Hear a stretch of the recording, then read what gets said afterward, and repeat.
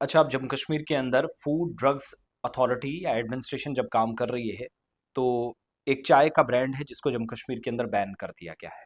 ख़ास तौर से पुलवामा साउथ कश्मीर से शुरू हुई। इससे पहले अनंतनाग के अंदर 18 सैंपल्स घी के लिए गए थे। डिफरेंट बैचेज़ थे, डिफरेंट कंपनियाँ थी, तो उनमें से 5 नाकाम साबित हुए। मैंने ऑलरेडी वो खबर कल परसों आपके सामने रखी थी। लेकिन अब जो कार्रवाई हुई है, सारी की सारी जो इंस्टेंट या फ़ौरन से तैयार होने वाली जो चाय है, उस पर बैन नहीं लगा है। विद इन पुलवामा और त्राल के अंदर ख़ास तौर से जहाँ से सैंपल्स कलेक्ट किए गए थे, वहाँ पर इस चाय की बेचने पर और इसकी तक़सीम पर पाबंदी आयद की। जहाँ स्टॉक ऑलरेडी अवेलेबल था, वो भी साथ-साथ ज़ाया किया गया है।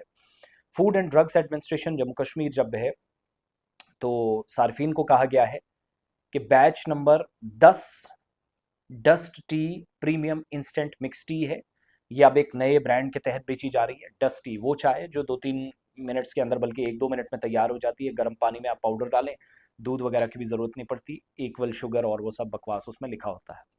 तो हुआ क्या है कि जो डस्ट टी है, ये एक नए ब्रांड के तहत बेची जा रही थी। बैच नंबर 10 इसका है। ये नाकाम और गैर महफूज है। National food laboratory Ghaziabad samples भेजे गए थे बैच नंबर 10 के, तो वो वहाँ से नेगेटिव रिपोर्ट्स आई हैं। एमएस इनाम टी एजेंसी है, थाने महाराष्ट्र की, मुंबई के अंदर ये पैक करने वाली एजेंसी। सैंपल लिया जाता है सेफ्टी ऑफिसर या फूड सेफ्टी ऑफिसर त्राल की तरफ से 27 जून 2026 को।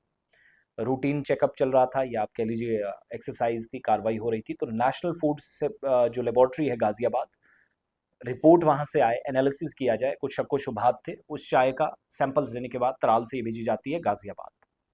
लेबोरेटरी रिपोर्ट्स आई तो पता चला कि ममनू कुछ चीज़ें, कुछ कलर जो आप खाने पीने की चीज़ों में इस्तेमाल नहीं कर सकते थे, वो इसमें इस्तेमाल हुए। जैसे सनसेट येलो और टेट्राजीन कलर्स इसमें इस्तेमाल हुए। सिंथेटिक फूड कलर्स जिसको कहा गया है, या मसनूई या नकली भी आप कह सकते हैं।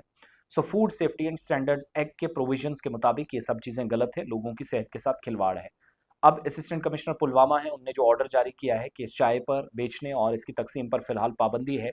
सेक्शन 36 सबसेक्शन 3 बी और section 18 subsection 1 F food safety and standards act 2006 के तहत कि पुलवामा के अंदर न सिर्फ इस प्रोडक्ट पर फिलहाल इसके बेचने पर, बल्कि इसकी तकसीम पर भी पाबंदी आयद की जाती है। जो रेगुलेटरी प्रोसीडिंग्स है वो भी शुरू कर दी गई हैं। मजीद कार्रवाई होगी। इससे पहले लाखों रुपए का घी, 18 में से 5 सैंपल्स अनंतनाग में नाकाम आए।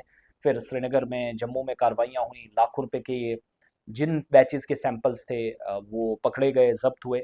और फिर घी के अलावा रॉटन या फ्रोजन मीट भी पकड़ा गया, सड़ा बोसीदा हुआ गोश्त एक रेस्टोरेंट से। तो ये कार्रवाइयाँ चल रही हैं। बड़ा सोच समझ कर, सेहत के साथ खिलवाड़ करने के लिए कोई भी तैयार है। बिजनेस के पर्सपेक्टिव से बहुत सारे लोगों को शायद फ़र्क नहीं पड़ता, लेकिन ये जो डस्टी है बैच नंबर 10 इसका, इस पर भी फिलहाल पाबंदी लगी है। खबर कोई मेरे हिसाब से इसलिए बड़ी नहीं है कि पाबंदी लगी है, ये कल को हट भी सकती है जब चीज़ें ठीक हो जाएंगी। बल्कि बड़ी बात यह है कि आपकी, मेरी, हम सब की ज़िंदगियों के साथ जो फूड के नाम पर, इंस्टेंट फूड, इंस्टेंट चाय के नाम पर ये जो गंदगी हमारे जिस्म में फैलाई जा रही है और हमारी ज़िंदगियों का खात्मा किया जा रहा है, इस पर दरअसल मुझे और आप सबको आंखें खोलने की ज़रूरत है।